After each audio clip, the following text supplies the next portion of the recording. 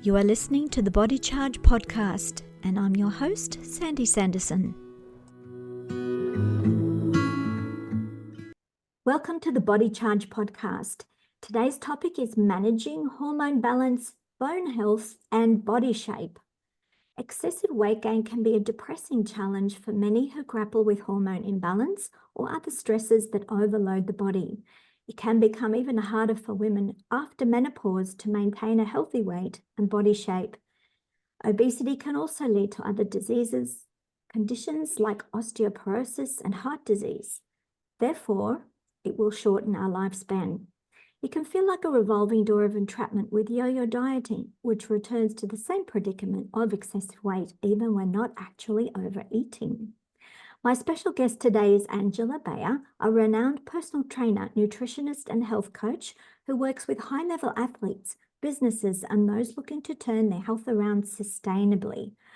After triumphing over her own personal health challenges, she became passionate about sharing this knowledge with others and founded House of Shape, which offers women the guidance they need to maintain their fitness goals.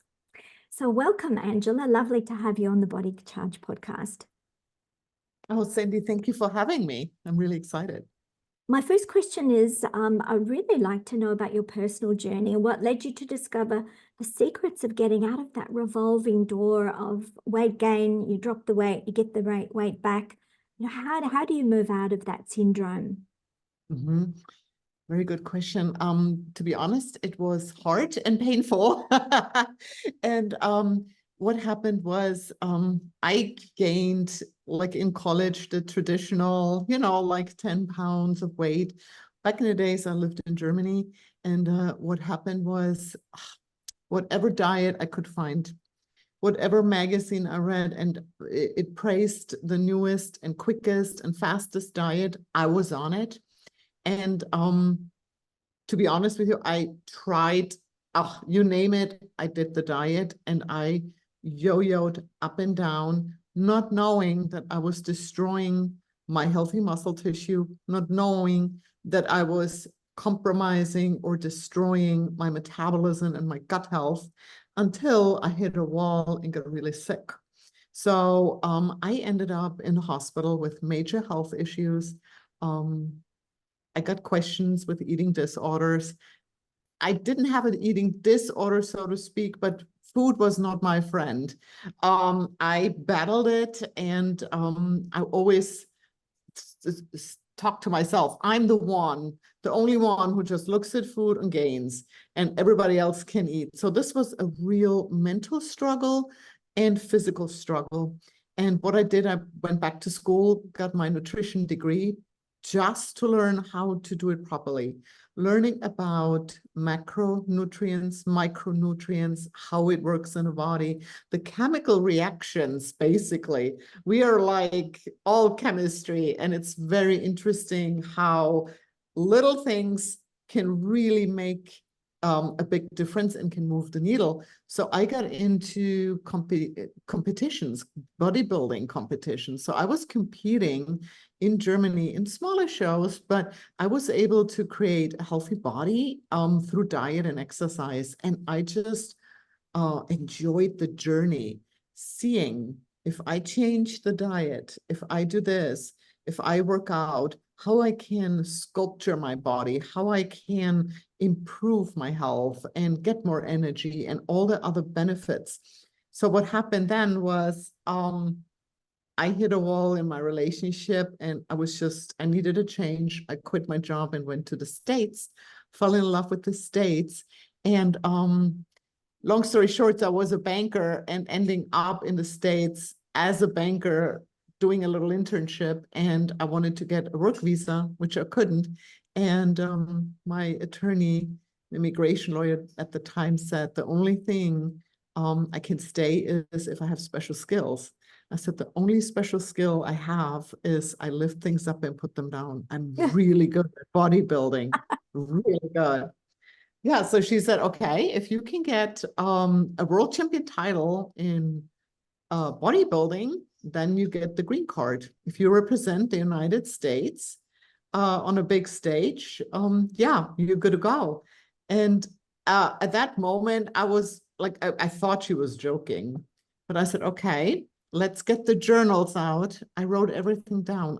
Was very into it.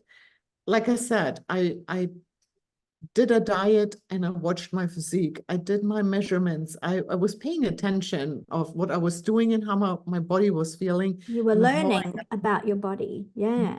It's yes, and because absolutely. everyone is different, isn't it? I mean, one t-shirt doesn't actually fit all. We Oh have my goodness. Oh, you're so right on this one. I wish when I work with my clients, I can pull out a piece of paper and give it to them and say, that's what you're going to do. No, you're absolutely right. So everybody is different. Every background is different. It's even important how you grew up. That's a different microbiome. That's a different digestive system. Yeah, you're just your lifestyle in general. And this is also what I think is so beautiful. It's a dance. So when we start on our health journey, we start out, we create a baseline, but we are always changing and moving. And yeah, just by getting older, we have to adjust and it's not the same. And this is the beauty of it, that we can always adapt and make it better and fix it. Like there is not like, oh, this is a lost case. Never. Yeah, that's very encouraging, very hopeful. Because I do have a few friends who have tried what works for many others, but still they don't fall within the mainstream.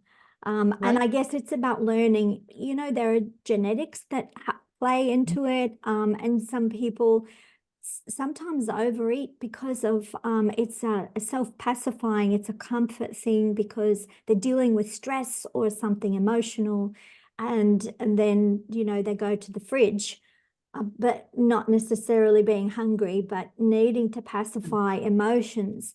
So there are many different reasons why people may have excessive weight.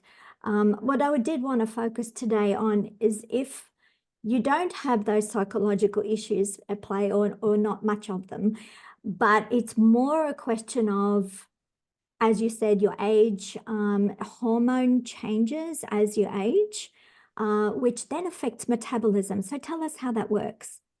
Mm-hmm. So it's interesting because we always look at the whole problem from the wrong side. What I see is women focus on, oh, my hormones, menopause, my hormones are off. Or, oh my God, I have so much body fat. How do I get rid of the body fat? So we are focused on this. But the reason why this happened is because we didn't take care of the quality of our muscle. So it's women are not like overly fat, or their hormones are not all of a sudden not working anymore. What happened is sarcopenia kicked in, and sarcopenia starts in your 30s. You lose 1% of muscle every year. So it goes very slowly, but at one point you have so much muscle loss, or the quality of the muscle is so bad that the communication with your endocrine system is not there anymore, meaning the muscle regulates your hormones. The healthier your muscle tissue is, the more quality you have, the older you get, the less hormone problems you're going to have. So it's a different take on. Now, what happens is if you're at that point, you gotta kickstart and replenish the muscle as much as you can. Interestingly, when the hormones are down, your metabolism is down. Yes. It goes hand in hand. Okay. So most women who have problems with their hormone are also insulin resistant. That's a very common thing. It comes hand in hand. So meaning they're not diabetic, but what happens is they are having a high carb meal. They're producing the insulin, and insulin is basically the key what opens up the muscle and let the carbs in. So Yes. then there's a flux in the muscle. So you're metabolizing the carbs. Well, if the key doesn't work anymore, it keeps floating around, it goes to the liver, it spills over in the liver, and Makes you fat. Yeah. Yes, you got it. But you're So still low in energy. You can't use absolutely the carbs you're eating efficiently. It's not correct. getting metabolized. Correct, because the muscle is not able to get the carbs in. Yes. Now, how do you fix that, or how do you get it going again? And it's not an easy solution, but you gotta lift heavy weights. And women have a hard time with strength training because they think of building a lot of muscle, being at the gym with like and power lifters and stuff like that. And this is not what I'm talking about. What I'm talking about is we want to create a healthy muscle tissue, a good quality muscle where you are able to use the carbs. You gotta earn your carbs. So Yeah, and the whenever, carbs, I like that. yeah, well, it's the truth. So yeah, that's interesting when And we then you create. don't feel guilty, right? No, exactly. And it's surprising actually how little carbs we need. Yeah. But how do you weight your diet? Is it like more protein and less carbs, or how do you proportion things out? Okay, so if you have a hormone balance going on or insulin resistancy, where I see the most success is actually going into a protein forward diet, meaning I make it simple so clients can easily follow the diet plan. I make 3 meals, and the importance is in those 3 meals, you have to have a robust protein portion, meaning the older we get, the harder it is for our body to trigger muscle protein synthesis. When we are younger, it goes with very little protein. So younger people get away with little protein and still are able to perform and build muscle. The older we get, the higher the protein amount has to be to trigger muscle protein synthesis. That doesn't mean, though, we have a higher caloric intake. We don't. So that's the trigger. Like you can't overeat, Yes. but you have to have a robust protein intake. And it depends on the type of protein, doesn't it? Because as we get older, the digestive system doesn't have as much stomach acid, and we don't produce the enzymes we used to when we were younger. And so, or the Thank you. microbiome might be off. We might have some bad gut bacteria that's grown over time. So lots of things can happen with digestion where we're not getting the nutrients out of the food we eat. Thank you. Yes. So what happens too is, depending on your diet in your 20s and 30s, that determines how your digestive enzymes are. I always recommend if we have issues, we always add digestive enzymes in at the beginning until the metabolism kicks in, just to help, to digest and break down protein, carbs, and fats. So a good digestive enzyme is always helpful. With gut bacteria, that's another interesting thing. Gut bacteria grows and changes pretty quickly. You would be surprised how fast you can actually cultivate your colon again. Now, what I like, of course, I always want to do it with food first. So it's very important if you go on a high protein diet that you have enough fiber. You want to have prebiotics and probiotics. The prebiotics are feeding the good, like gut bacteria. Mm-hmm. So you cannot ignore that. The more, and that's also very important when we are kind of like stuck with our metabolism. And I catch myself, I love, when you get in your routine and then you have broccoli, spinach, asparagus,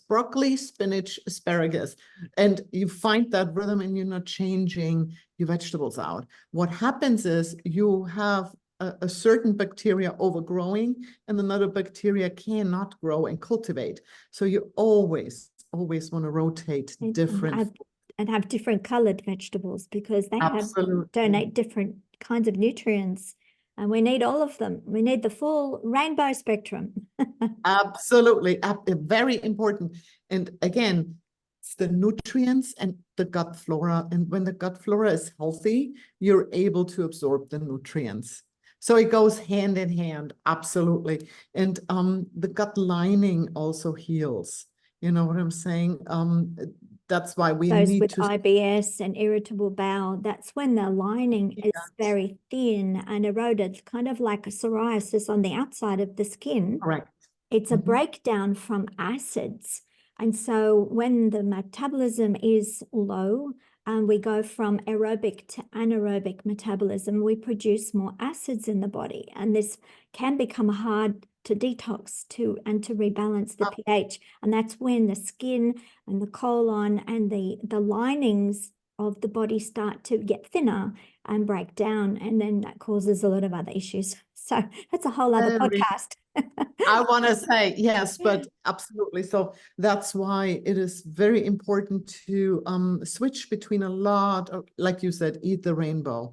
You always, and that's why, like, I go with seasonal, just fruits and vegetables, and you're covered. It's the easiest thing to do. Just go seasonal. And then what's in season, that's what you're going to eat. So you always have a change.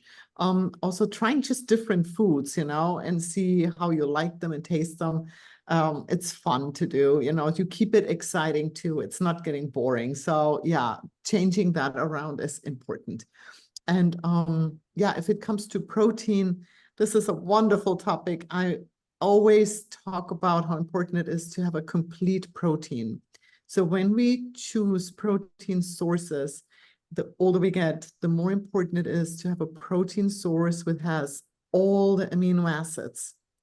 You want to have a complete protein to trigger, again, muscle protein synthesis. There is, every amino acid has a different purpose in the body and different building blocks, what they're doing. But one amino acid specifically is important for muscle health or what triggers muscle building, and that's leucine. Leucine is a branched chain amino acid, which helps you to trigger building muscle. Now, what happens is, if you're plant-based or vegan, which is right now, a lot of my clients are very trendy, yes. It's not a complete protein, meaning you're not getting enough leucine, you're not triggering muscle protein synthesis, even though you eat protein. Where do we get it? What kind of foods have it? Animal proteins. Animal proteins are always complete amino acids, like they have it all. They are completely bioavailable, then you're covered. So this is like the easiest way. If you say you want to be plant-based, no problem, you can, but you have to combine different plant sources in one meal to make it complete. Yep. And if this is too complicated, like I said, it can be complicated. And you really, if you have a metabolic issue going on, you want to make it as easy and gentle to maintain it and to get going and to fix it. So I always tell my clients to switch to some animal and be gentle if they have a hard time. Yes, and go organic where possible. Yep. Absolutely. Organic, grass-fed, pasteurized. Yeah, all of it. And where you also get the good fats, because fats are very important for the nervous system and the brain. Yes. See, this is another point. With the plant-based sources, you have a little bit too much of the omega-6 fatty acids, and they overpower the omega-3s. And it's so important, especially if you're in that state, to have enough omega-3 fatty acids to fight inflammation, brain health, joint health. It's such an essential amino acid, fatty acid. So I always go and add some fish in it. So you want the fish, or if not, you can take a supplement. I mean, you can add that to it too. Yes. So I like to eat a little bit of everything. As you said, it's more fun. Yes, exactly. And I always try to do everything through food first. But then if it's not possible and to cover your bases, I like to work with some supplements, depending again on the client and what they're interested in and how their diet is and how their lifestyle is.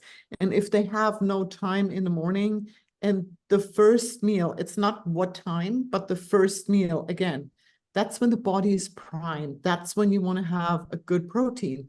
If it's a protein shake and this is the only option you have, well, go with it. Have the protein shake. You know what I'm saying? If you can't sit down and have a breakfast, because yeah, here everybody's on the run in the morning. So Yeah, well, that would suit me better because I actually can't stomach solid foods too early. I like to drink liquid breakfast. And then I eat within an 8-hour window. So I'm fasting for 16 hours out of the 24-hour clock.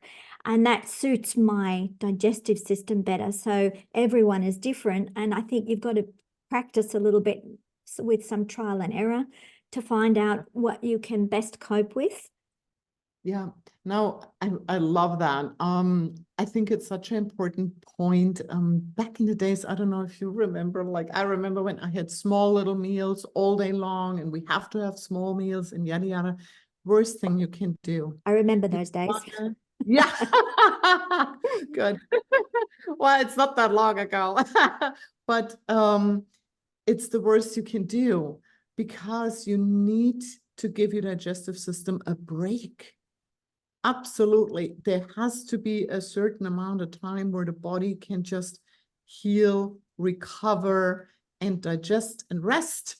I mean, this is so important. And again, having the structure with the 3 meals, you can play around with fasting windows much easier.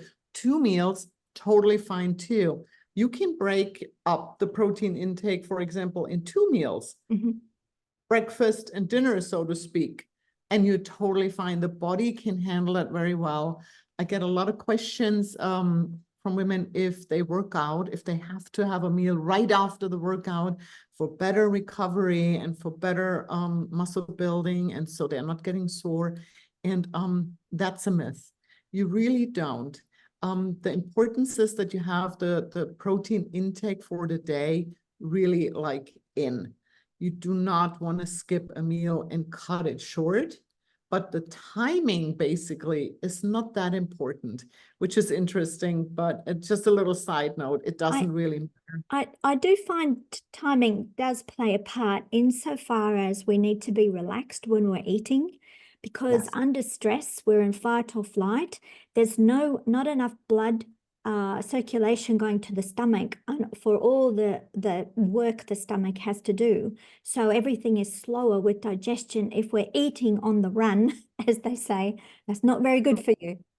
The worst you can do, it sits way too long. You literally have no digestive juices. They're gone. Like it sits too long, you get acidic, very toxifying. Yeah, and of course you get more tired because it just sits there and you're not getting a proper digestion. Yeah, absolutely right. So meal timing in that regard, being in the present moment and enjoying your meal, very important. Yes. That's has a lot to do with stress management, and being on the run and not taking care of yourself is a huge problem. So what I do with my clients is basically setting up a self-care plan, and we'd go with small steps. And if one step is to actually make time for meals, that's huge, Yeah. huge improvement. Yes, yes. A But lot that of executives would be nodding their head, I would imagine, because time is money, and, you've got to, they don't allocate enough time for self-care. I've found with the people that I deal with, yes. they're last on the list. Yeah, And they need to be first. yeah, yeah. But, well, if you're not taking care of yourself, you cannot help anybody else. It's so important. So making the time and yeah, for your meals and enjoying them, huge. And you will, even this makes a big change in your metabolism. Yes. Meditation, for example, is another good one, or breath work. Of course, because like you said, sympathetic nerve system, parasympathetic nerve system, you want to be relaxed and you have to ground yourself. Absolutely. Yes. Yes. And it's when the cells repair, it's when all the good things happen is during relaxation and rest. And if we're constantly on the go, you're constantly churning through a lot of magnesium, and that causes excessive magnesium loss in the urine as well. So when you say meditation and prayer and yoga and all of those very calming, relaxing activities help preserve your magnesium, help your cells function better. It's Very very, important to have that balance. Yeah. yes.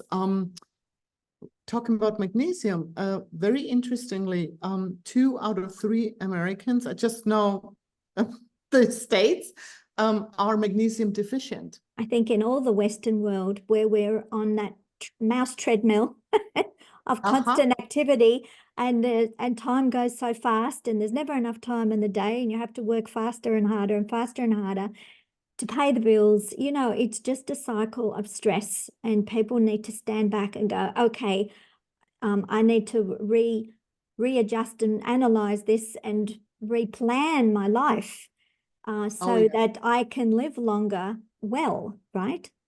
Oh, yeah, absolutely. That's another interesting thing.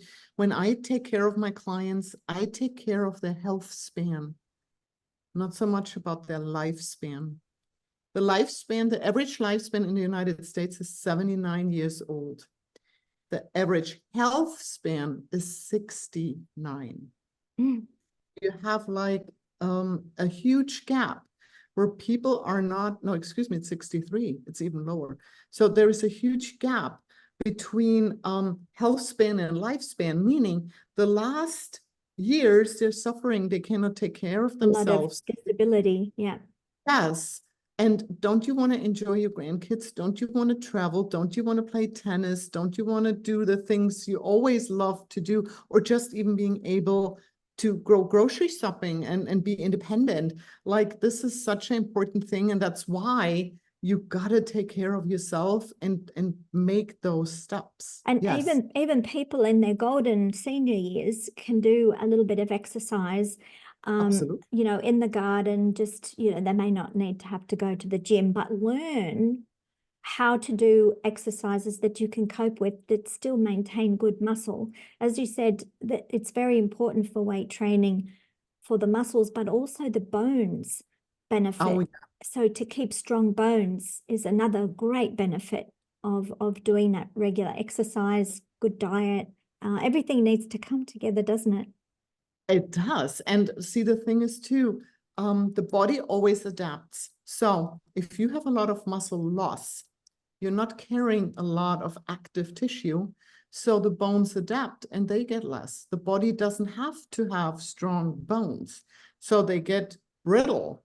And the stronger your muscle tissue is, the more or the stronger your bones are going to be. You know what I'm saying? It goes Yes. hand in hand. The muscle communicates with the metabolism, with the endocrine system, with the bones. Huge, huge, huge. I mean, you cannot ignore it. Yeah. Yes. Well, I'm sure we have a lot more to talk about, and I'd like to do this again in the future, and we'll split off on a little sidetrack next time because there's so many things to discuss with this particular topic. But if people are interested to learn more, where can they connect with you? Oh, yeah. They find me on Instagram, health coach Angela. Then I have a website, it's houseofshape.com. And I also have a Facebook group where we like have a safe space where we can share our problems and our successes. And yeah, Nice. we exchange our views and help each other out. Yeah. It helps, isn't it, to sort of have a friend that you can talk about your Oh, problems yeah. to. In a Supportive. safe space, yes, very Yeah. supportive, and it feels like you're not alone and isolated. I think that's a great idea. Yeah. Yeah, absolutely. So thank you very much, and hopefully we'll see you again soon on another podcast. Yeah, thank you so much, Cindy, for having me. It was a pleasure. Take care. I hope you liked this conversation and will share it with others. Let me know what you thought about it in the comments below. If you want to listen to other Body Charge conversations, click like, subscribe, the bell icon, and click all notifications. Subscribe to our newsletter to get updates on blogs, podcasts, videos, and magnesium special offers at electramagnesium.com.au. Relax, recharge, and recover.